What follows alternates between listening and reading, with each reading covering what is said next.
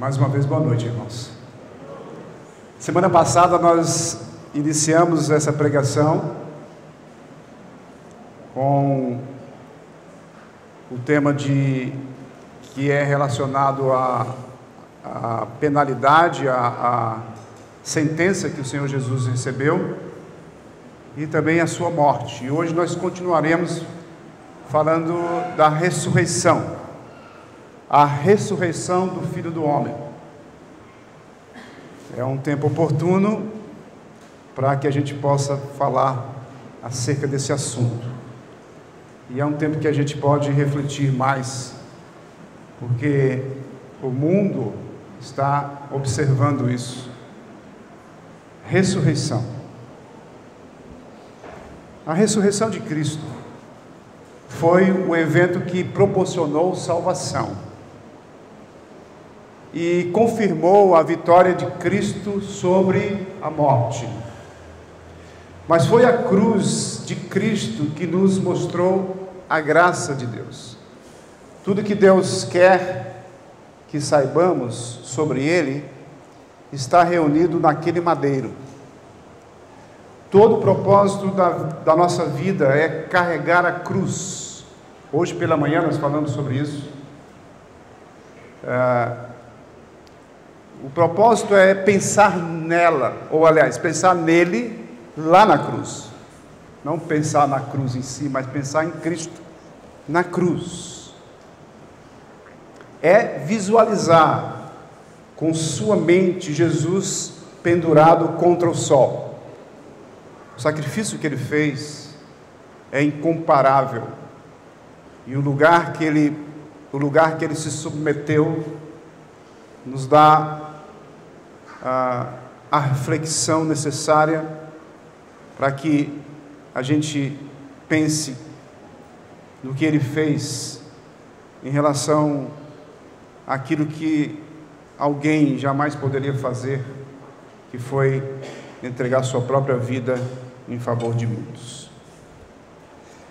Nessa passagem que nós vamos ver, nós podemos observar, obrigado, qual é o argumento teológico, que nós estamos na passagem de Lucas, capítulo 24, abram suas Bíblias e a gente vai olhar partes deste capítulo.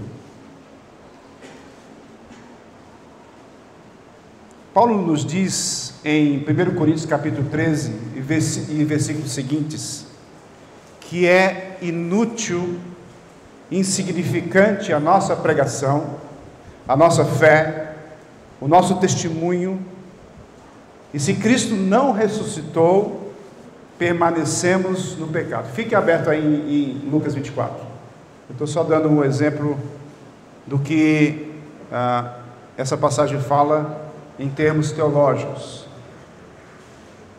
Se nós continuar olhando 1 Coríntios 13 e seguintes, no versículo 19, versículo 20, o apóstolo Paulo continua dizendo: se a nossa esperança em Cristo se limita apenas a esta vida, somos os mais infelizes de todos os homens.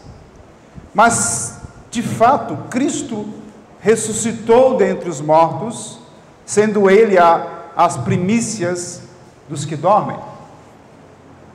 A ressurreição é cumprimento do propósito de Deus, do propósito da salvação. É a vitória sobre a morte. A doutrina da salvação tem como evidência a ressurreição de Cristo.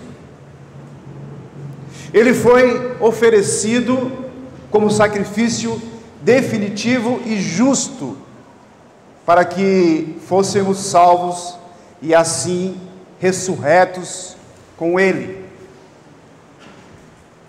Nessa passagem que nós vamos observar hoje, o tema é a ressurreição do Filho do Homem.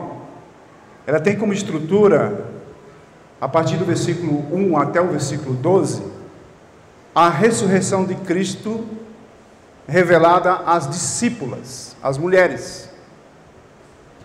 Do versículo 13 ao versículo 35, nós vamos ver a aparição de Cristo ressurreto a Cleopas e ao seu amigo, ao seu companheiro de caminhada. Do versos 36 ao verso 49, nós vamos ver a aparição de Cristo ressurreto aos apóstolos e aos outros. Mas eu queria começar com vocês do final do capítulo. Aliás, não é do final do capítulo em si. Deixa eu ir lá para Lucas 24. Lucas 24. Na realidade é o final do capítulo, o final do livro, ou do Evangelho de Lucas, versos 50 a 53. Finalzinho lá. E nós vamos ver a ascensão de Cristo. Se nós pensássemos o seguinte,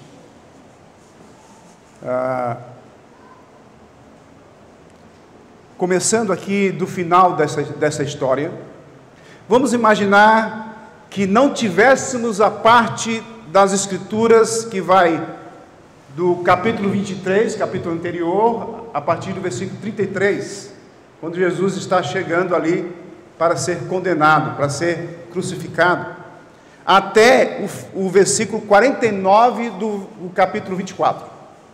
Se nós não tivéssemos essa parte, se de alguma forma nós perdêssemos ou não encontrássemos mais essa parte, ou se não fosse revelada essa parte, como nós encararíamos somente esse pedaço da Escritura? Nesse capítulo 23, parte do 23 e a parte do 24, que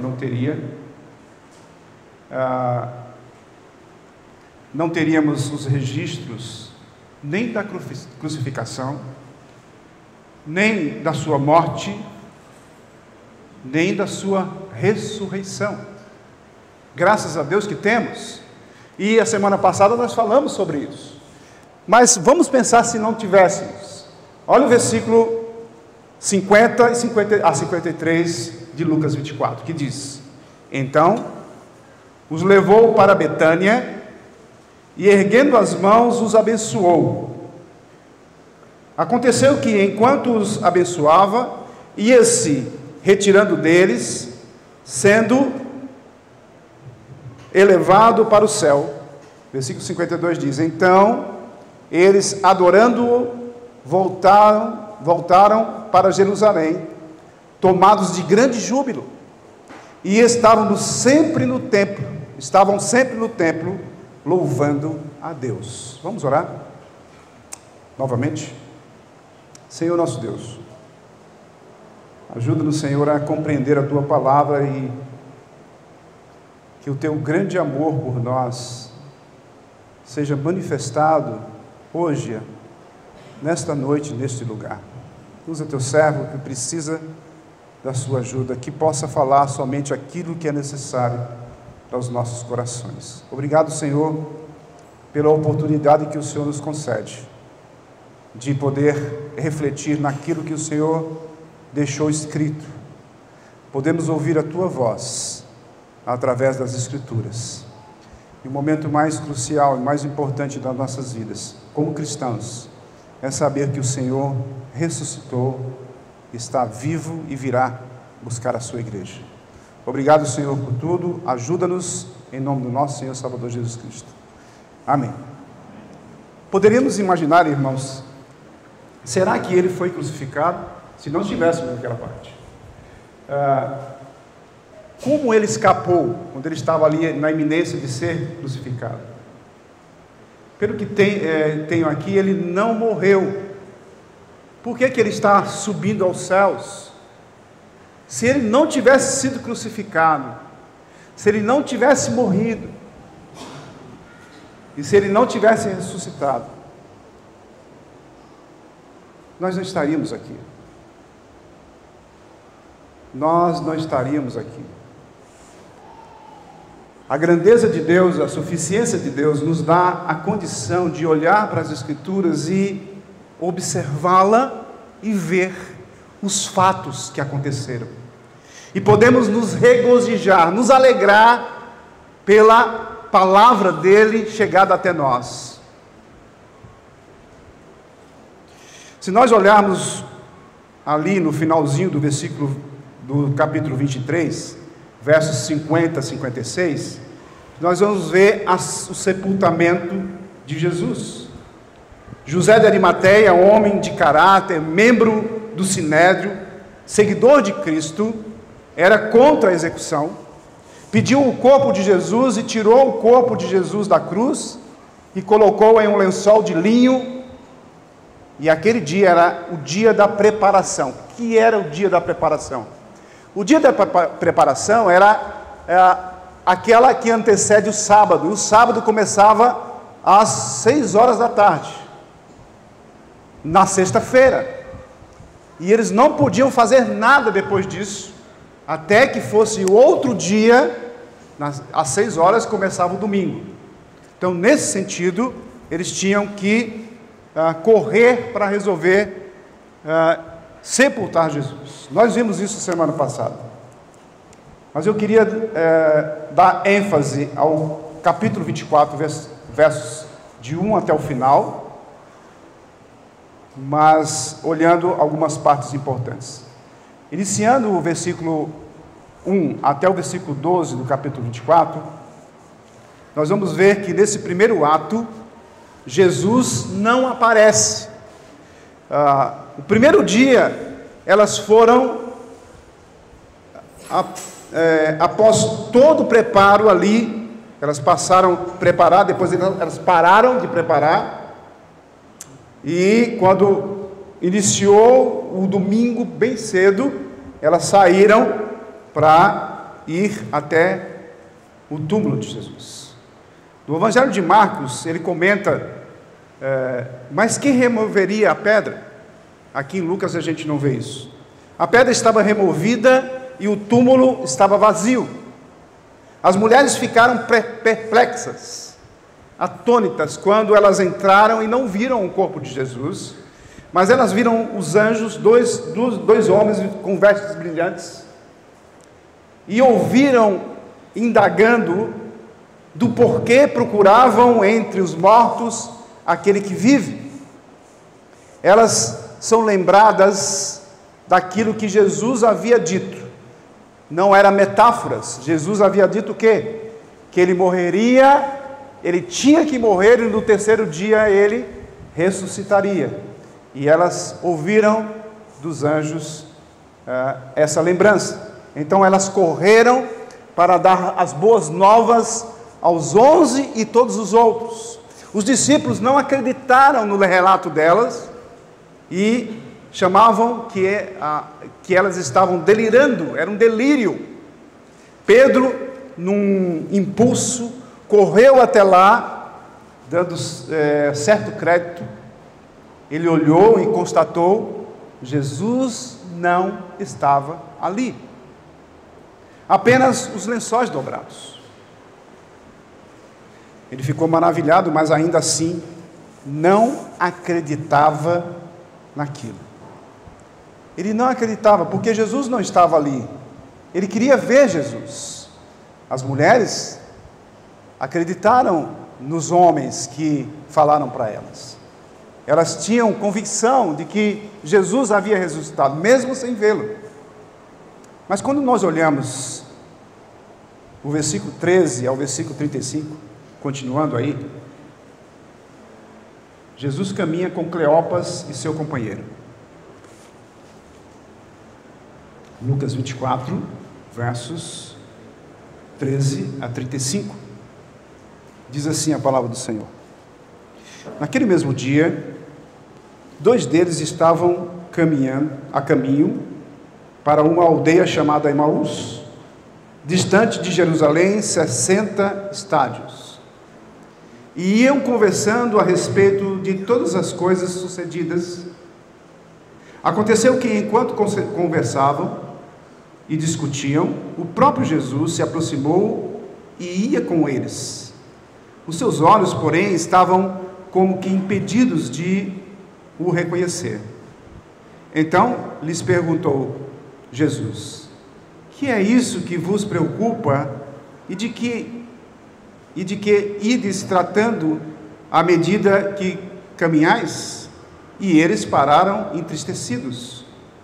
Um, porém, chamado Cleopas, respondeu, dizendo: és o único, porventura, que, tendo estado em Jerusalém, ignoras as ocorrências desses últimos dias? Ele lhes perguntou: quais? E explicaram o que aconteceu a Jesus, o Nazareno, que era varão profeta, poderoso em obras e palavras, diante de Deus e de todo o povo. E como os principais sacerdotes e as nossas autoridades o entregaram para ser condenado à morte e o crucificaram. Ora, nós esperávamos que fosse ele quem havia de redimir a Israel, mas depois de tudo isto, e já o terceiro dia, desde que tais coisas sucederam. É verdade também que algumas mulheres das que conosco estavam, nos surpreenderam tendo ido de madrugada ao túmulo. Não achando o corpo de Jesus, voltaram, dizendo terem tido uma visão de anjos, os quais afirmam que ele vive. De fato, alguns dos nossos foram ao sepulcro, verificando a exatidão do que disseram as mulheres, mas não o viram. Então lhes disse Jesus: ó nécios e tardios de coração, para crer tudo o que os profetas disseram. Porventura não convinha que o Cristo padecesse e entrasse na sua glória? E começando por Moisés, discorrendo por todos os profetas, expunha-lhes o que a seu respeito constatava em todas as Escrituras. Quando se aproximavam da aldeia para onde iam, fez ele a menção de passar adiante, mas eles o constrangeram, dizendo: fica conosco, porque é tarde, e o dia já declina. E entrou para ficar com eles. E aconteceu que, quando estavam à mesa, tomando ele o pão, abençoou e, tendo partido, lhes deu. Então se lhes abriram os olhos e o reconheceram, mas ele desapareceu da presença deles. E disseram um ao outro: porventura não nos ardia o coração quando ele pelo caminho nos falava, quando nos expunha as Escrituras? E na mesma hora, levantando-se, voltaram para Jerusalém, onde acharam reunidos os 11 e os outros com eles, os quais diziam: o Senhor ressuscitou e já apareceu a Simão. Então os dois contaram o que lhes acontecera no caminho, como fora por eles reconhecido no partir do pão. É interessante a gente notar essa passagem. Lucas nos leva a essa segunda cena. Agora ele foca a primeira aparição. Nota que nos versículos anteriores, pelo menos Lucas não registra Jesus aparecendo, e agora, a partir desse versículo 13, ele vai mostrar Jesus aí aparecendo. É uma história encantadora, é a mais querida de todas as narrativas da ressurreição. O foco está nos discípulos humildes e até então desconhecidos por todos nós. 2 discípulos estão voltando, desconsolados, e então surge um terceiro. A expressão naquele mesmo dia liga esta história firmemente com os outros acontecimentos do dia da ressurreição. Lucas, ele localiza onde está acontecendo, quando ele diz a cidade de Emaús, 60 estádios, cerca de 180 metros cada estádio, e a distância para Jerusalém é mais ou menos 11 quilômetros. Então eles vão andando ali de Jerusalém a Emaús. Jesus se aproxima e não é reconhecido. Interessante isso. Já aconteceu em algumas outras passagens, mostrando que na ressurreição, Jesus aparentemente não era reconhecido. Mas de alguma forma, eles foram impedidos de reconhecê-lo. É algo que podemos dizer que até seja sobrenatural. Mas quando Jesus pergunta o que estava acontecendo, eles ficaram tristes. Porque eles sabiam, eles estavam muito tristes. Se coloque no lugar dos dois. Voltando, depois de ter assistido Jesus morto e sendo sepultado, voltando desiludidos de alguma forma, sabendo que o seu mestre, o seu Senhor agora estava morto. Acabaram todas as suas os seus sonhos, acabaram tudo aquilo que eles pensavam de Jesus. Cleopas disse: parece que você é o único que não sabe.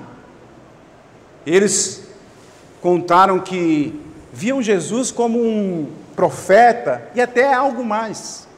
Suas obras eram impressionantes, suas palavras eram poderosas, havia o poder de Deus nele. Contudo, as autoridades judaicas o destruíram. Os viajantes relataram que ficaram sabendo das mulheres, que elas encontraram o túmulo vazio e falaram com os anjos. E ele também relata que Pedro e João correram até lá, mas ficaram tristes porque eles não viram o Senhor. Então surgiu a dúvida: será que as mulheres estavam certas? Eles se tornaram obtusos, lerdos em refletir em tudo aquilo. Hoje pela manhã nós falamos sobre essa questão. Eles sabiam que Jesus ia ressuscitar no terceiro dia? Nas Escrituras nós podemos ver que várias vezes Jesus falou que isso ia acontecer, mas não passava pela cabeça deles que o Senhor, o mestre deles, o futuro governador de Israel, morreria. Jesus diz que eles não aceitaram aquilo que se ensina nas profecias bíblicas. Os profetas foram claros, ele diz, mas Cleopas, seu companheiro e todos os outros judeus não compreenderam. Será que nós compreendemos as Escrituras? Nós temos elas em mão, facilmente de olhar para elas, de lê-la, de refletir nelas, de perguntar a alguém que sabe mais um pouco que a gente: o que significa isso? Eu não sei, mas você sabe, me explica. Será que nós temos essa diligência de procurar saber o que significa isso ou aquilo que nós não conhecemos? Eles não compreenderam. Os escribas, que copiavam constantemente a palavra, que tinham o cuidado de, quando chegava o nome de Deus, eles trocavam a pena, ou mesmo nem escreviam o nome de Deus. Eles sabiam de todo o Antigo Testamento, de cor, na cabeça, na sua mente, mas eles não reconheciam o Messias que deveria sofrer. Eles se apegaram à glória do Messias, mas não observaram o lado escuro das profecias. Cristo tinha que padecer, mas isso não era o fim de tudo. Então, nesse interim, Jesus começa um estudo bíblico sistemático ali, naquele momento, no caminhar, 11 quilômetros andando com eles, lado a lado. Ele começa a ser um professor para eles. Ele começa a ensinar para eles o que eles deveriam saber muito antes.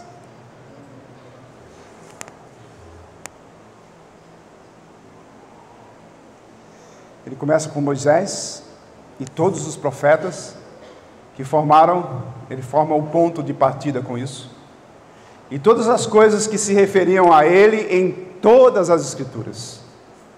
O retrato que recebemos do Antigo Testamento que aponta para Jesus. Todo o ensino de Cristo nas Escrituras tinha como propósito final envolver a cruz. Os dois tinham ideias erradas daquilo que o Antigo Testamento ensinava. E, portanto, tinham ideias erradas acerca da cruz. O que é a cruz para você e o que era a cruz para os judeus? A cruz para os judeus era algo horrível, que somente uma pessoa totalmente errada iria submeter à cruz. Uma punição severa, angustiante, uma punição que fazia com que a pessoa sofresse até os últimos momentos. Gradativamente a pessoa ia morrendo, perdendo o fôlego e se esvaindo na sua condição de sentença. Eles não entendiam que a cruz, sendo um instrumento de ignomínia, poderia ser para o Messias. Eles não entendiam o Antigo Testamento como deveria. Portanto, tinham ideias erradas acerca da cruz. Chegando perto do destino dos discípulos, Jesus quer continuar, mas eles pedem para ele ficar aquela noite com eles. Eles ficaram impressionados com a exposição bíblica daquele desconhecido. Que professor, já pensou? Mas o que ele falava era incrível. Parecia até aquele que morreu. Eles pensavam. Passou pela cabeça, talvez, não sei. A gente pode até conjecturar isso, mas a gente não sabe a realidade. Mas eles ficaram impressionados com Jesus ali. Aquele desconhecido que falava profundamente das Escrituras, sem pegar no papel.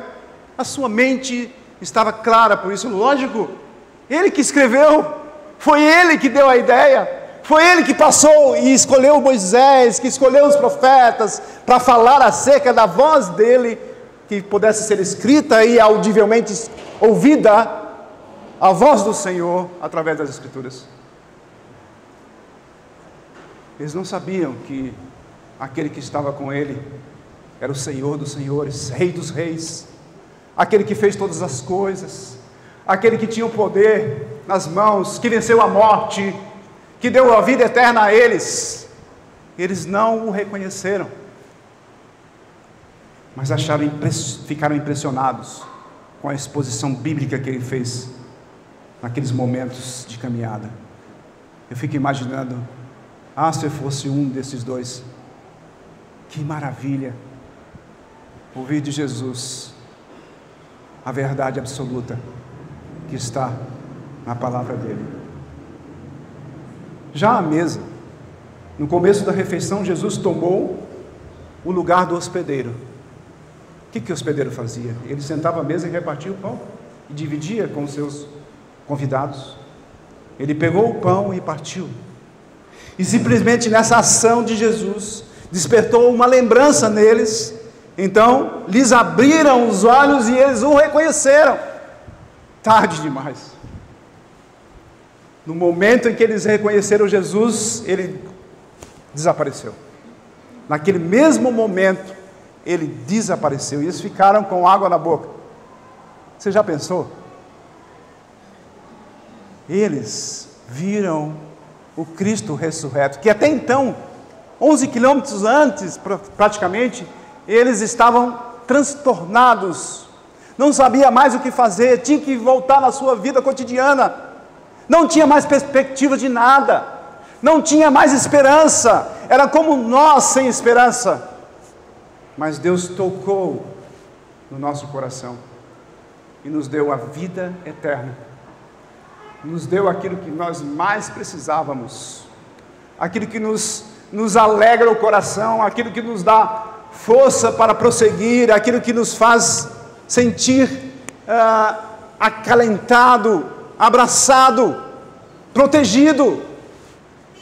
Quantos de nós entendemos o Evangelho para nossas vidas, verdadeiramente.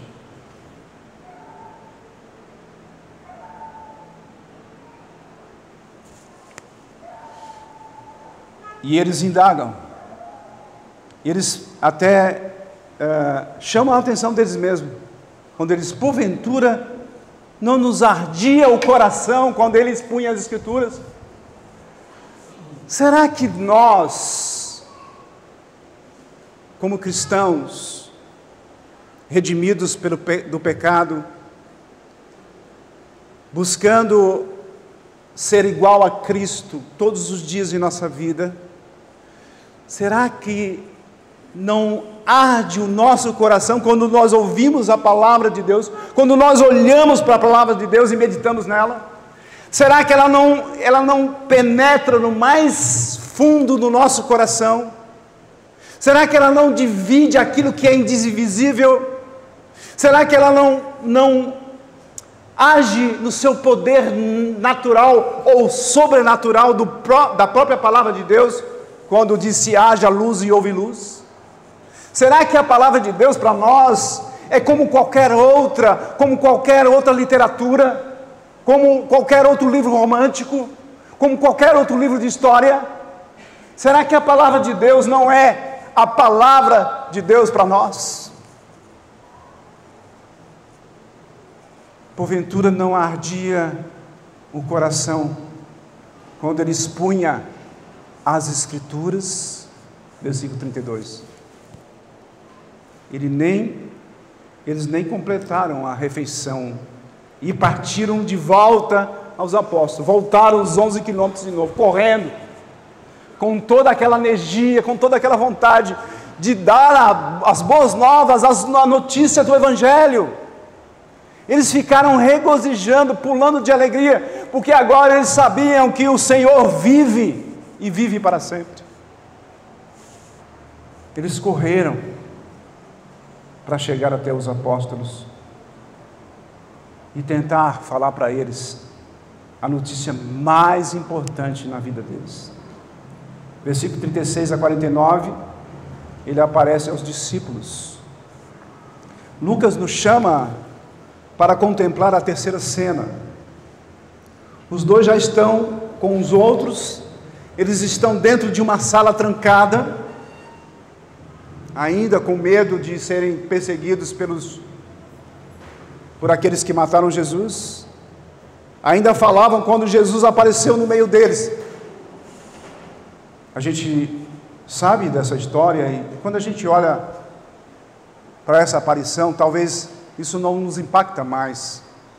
Talvez nos tornamos insensíveis, porque todos os anos nós olhamos, assistimos algum filme sobre a ressurreição, sobre a morte de Cristo, ouvimos algumas pregações, mas isso talvez não nos sensibiliza mais. Talvez nós nos tornamos insensíveis à palavra de Deus. Talvez ela não faz mais, nós não nos transforma mais. Parece que a palavra de Deus não é mais importante para nós. Talvez existem outras coisas que são mais importantes para nós, além da palavra de Deus.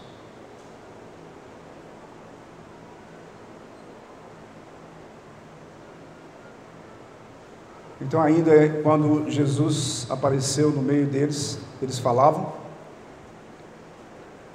e o Senhor ressurreto, ali naquele momento, não está mais preso às limitações que assediam o homem em geral. Ele não está mais nas suas limitações, ele não precisava nem entrar pela porta mais, simplesmente ele apareceu no meio deles, com seu corpo ressurreto, o mesmo corpo que nós vamos receber, e nós não precisamos usar mais portas para entrar. É interessante que os discípulos ficaram surpresos e ficaram assustados, ainda assim. Os dois de Emaús haviam acabado de dizer: o Senhor ressuscitou. Olha, o Senhor ressuscitou. Escuta bem, absorva esta verdade. Vocês ouviram as mulheres, o testemunho do túmulo vazio, as evidências que comprovam que Jesus não estava lá, o que elas falaram acerca daquilo que nós esquecemos, que Jesus tinha que morrer, no terceiro dia ele ia ressuscitar. Se nós estivéssemos atentos à palavra de Deus naquele momento em que Ele nos ensinava, nós sabíamos que no terceiro dia Ele estaria ali, ressurreto, e nós deveríamos fazer um acampamento ali, no terceiro dia, no domingo, logo bem cedo. Nós deveríamos ter ido à frente das mulheres, mas as mulheres foram mais diligentes,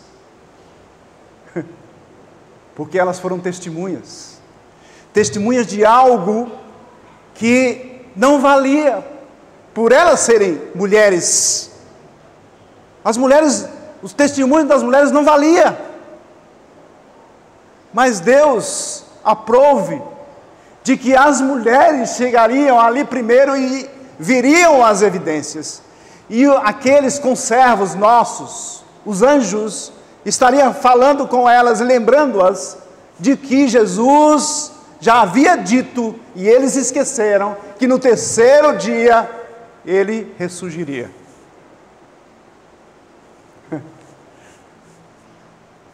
Mas eles ainda não acreditavam, e ficaram atônitos quando Jesus aparece no meio deles. Eles ficaram assustados.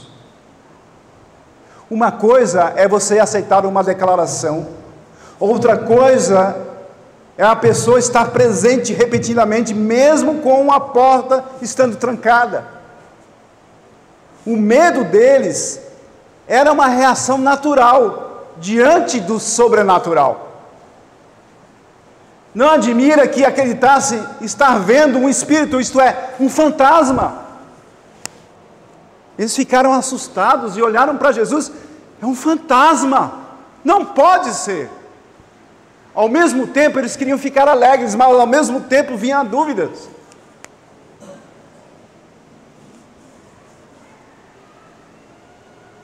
Jesus pergunta para acalmá-los, né? Ele tenta acalmá-los, e ele pergunta sobre qual razão eles estarem perturbados dessa maneira. Então eles o convidam a tocá-lo. Assim vemos os seus aspectos físicos. É interessante você notar que a ação daqueles que não acreditaram de tocar nele mostrou ou nos deu a condição de entender que ele estava ali fisicamente. Os seus aspectos físicos foram aflorados, foram apresentados.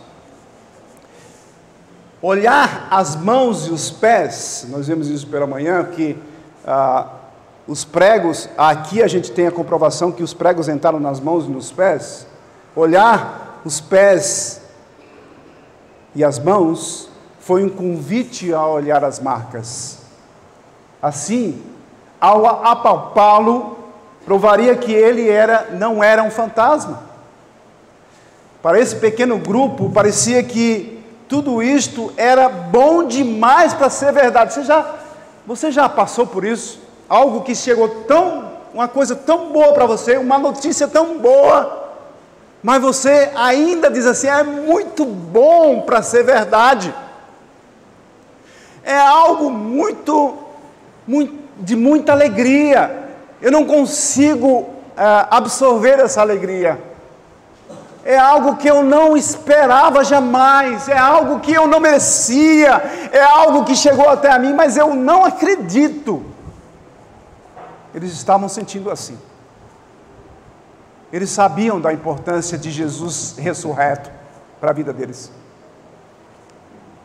Eles sabiam a grandeza daquele ato que eles estavam contemplando. Havia muita alegria, mas muitas dúvidas. Então, para dissipar essa descrença deles, Jesus pede alimento e passa a comê-los diante deles. Além de um pedaço de peixe assado, havia também, provavelmente, favo de mel. E ele comeu na frente deles, para mostrar que ele não era um fantasma. O cumprimento das Escrituras, irmãos, é um tema principal de Lucas. Ele entende que Deus declarou o seu propósito naqueles escritos antigos e que depois cumpriu o que pronunciara em Cristo Jesus. O cumprimento das Escrituras. São estas as palavras que eu vos falei. Estes acontecimentos, especificamente a ressurreição, representam a concretização das coisas que eu vos ensinei. Versículo 44, Jesus falando.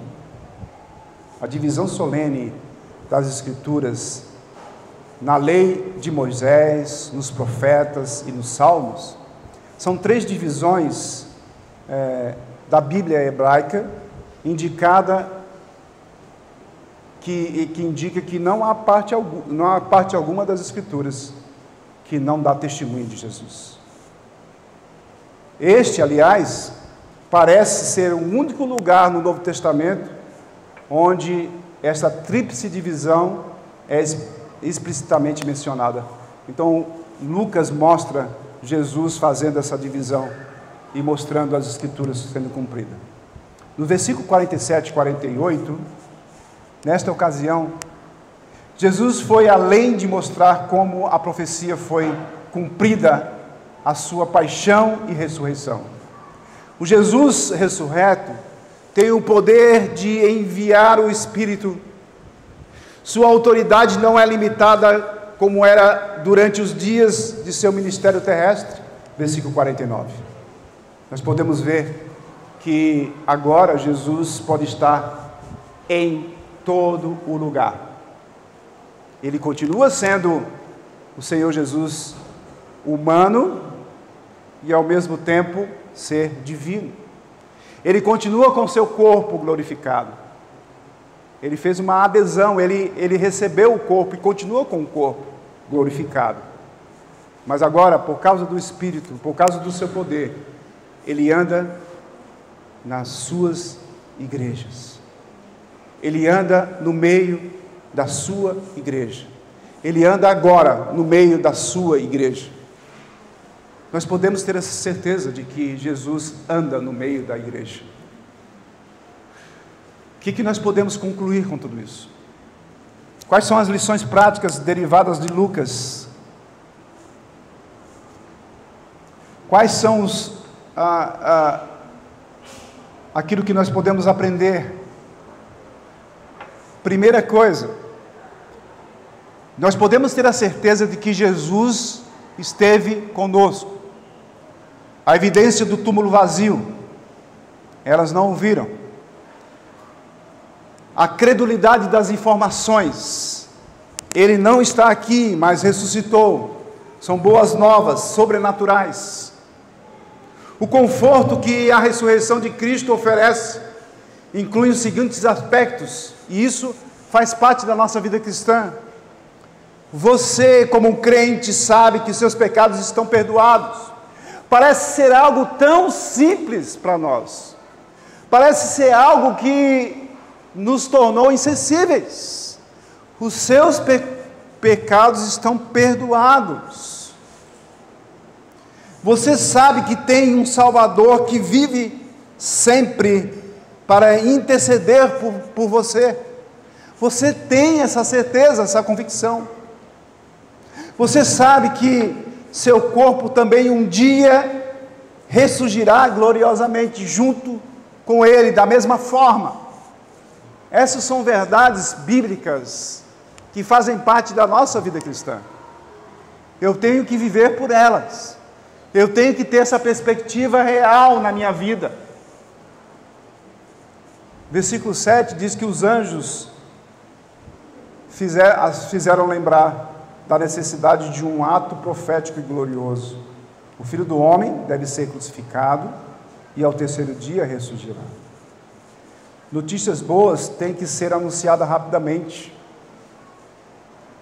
Às vezes as notícias são tão boas que não acreditamos nela, como eu falei.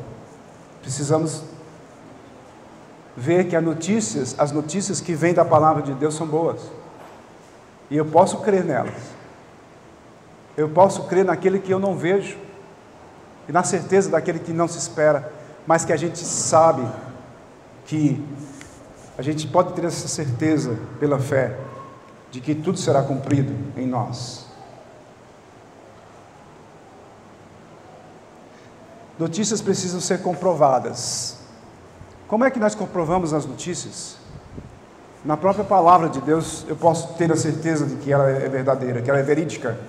Eu preciso analisá-la, eu preciso me aprofundar nela, eu preciso ouvir a voz de Deus ao meu coração, aos meus ouvidos. Havia somente os lençóis, mas ele não estava lá. Será que você ainda tem dúvidas, pois ainda não o viu? Será que nós não somos como Pedro inicialmente? Ou como Tomé? Eu só posso crer se eu ver. Como é que a gente faz isso hoje? Diga aí. Será que nós somos como Tomé? Só cremos nele se vê-lo, mas nós o vemos todos os dias. Nós vemos nos seus atos. Nós vemos nas pessoas que são redimidas, que são entregues a Cristo, que têm um novo nascimento, que se torna uma nova criatura. E esta é uma evidência que nós podemos ter a certeza de que Deus é conosco, que Jesus está conosco todos os dias. Ele está caminhando conosco durante toda a nossa jornada, mas não o reconhecemos. Ele anda sempre conosco, mas nós não percebemos Ele. Parece que Ele está longe, distante de nós. Parece que nós estamos perdidos sozinhos. Estamos enclausulados na nossa tristeza, nas nossas angústias. Mas Ele está ali, do nosso lado, pronto para nos orientar, para nos dar a direção correta. Nós nos tornamos individualistas, pensamos somente em nós mesmos, e não conseguimos enxergar Cristo. Queremos Cristo para resolver os nossos problemas, Cristo para ser o nosso governador, para que haja paz. Sim, em Jesus há paz. A nossa vida espiritual, ela tem que ser em conexão com a nossa vida material. Eu não posso dar ênfase somente na minha vida material. Eu tenho que saber que nós somos completos, que nós somos todo de Deus, ao mesmo tempo espirituais e materiais. Assim como Jesus se tornou também material, porque Ele recebeu um corpo, Ele sabe das nossas angústias, Ele sabe quem somos nós, Ele entende perfeitamente agora. Não estou dizendo que Deus não nos entendia perfeitamente, mas Ele acrescenta algo que nós não conseguimos nem conceber da nossa pequena inteligência, sabedoria. Ele sabe quem é você. E às vezes nós esquecemos disso. Às vezes nós somos os homens nécios e de coração lento para crer em tudo o que os profetas falaram, para crer em tudo que a palavra de Deus fala. Eu não preciso ter dúvidas da palavra. Tudo que ela fala é correto. Você busca às vezes livro de autoajuda. Você busca às vezes livro de autoajuda feito por homens. Eu não estou dizendo também que não existem grandes escritores que Deus deu dons a eles, sim. Mas às vezes nós esquecemos das escrituras e buscamos outras coisas, achando que aquilo é mais importante para mim. Não estou dizendo que você não deve ler outros escritores, pelo contrário, você tem que ler sim, porque existem verdades absolutas também em outros escritos da parte de Deus, por causa da graça comum que Ele derrama a todos os povos. Mas a palavra de Deus é indispensável. A palavra de Deus, ela é viva e eficaz, que transforma, que nos transforma. Esses homens haviam perdido a alegria da salvação. Deixamos de prestar suficiente atenção e de crer na palavra como um todo. Nós, quando negligenciamos o estudo da palavra de Deus, perdemos por não compreendermos. Não surpreende que olhasse com tristeza. Será que precisamos vê-lo, tocá-lo, ver suas feridas, ver que ele é como nós, para crermos nele? Será que nós fazemos isso? Será que nós precisamos fazer isso? E se ele foi, aliás, ele se foi, mas devemos estar juntos, louvando a Deus, aguardando a sua volta. Ele partiu para ficar com a igreja. Ele partiu para ficar com sua igreja.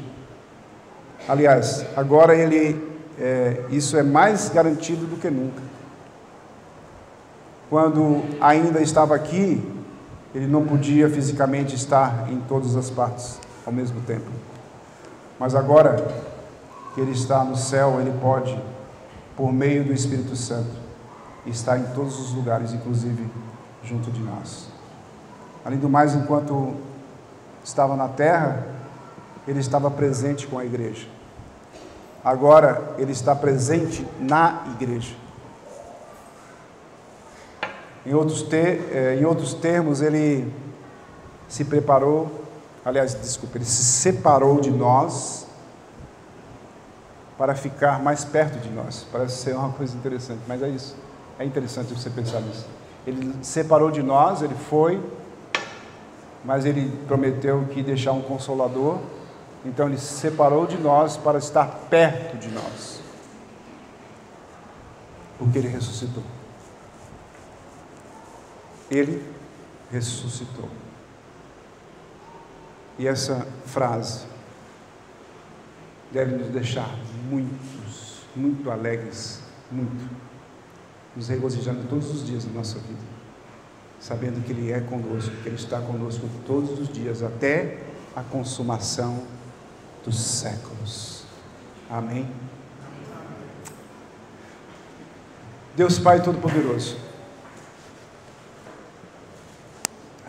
quem somos nós diante da Tua grandeza, diante do Teu grande amor por nós? Quem somos nós, insignificantes criaturas, rebeldes, que achávamos que, se afastando do Senhor, seríamos melhores e teríamos, por nós mesmos, uma autocapacidade de viver melhor sem o Senhor. Mas na sua infinita grandeza e sabedoria, o Senhor, sabendo dos nossos corações, mesmo rebeldes, o Senhor nos alcançou, nos deu vida em abundância. Senhor, que nós venhamos a compreender cada vez mais o Teu Evangelho. Nós venhamos a compreender mais a Tua presença em nossa vida. Corendel. Senhor, nós somos gratos, porque o Senhor, mesmo sem merecermos, fazemos parte da Sua família. Em nome de Cristo. Amém.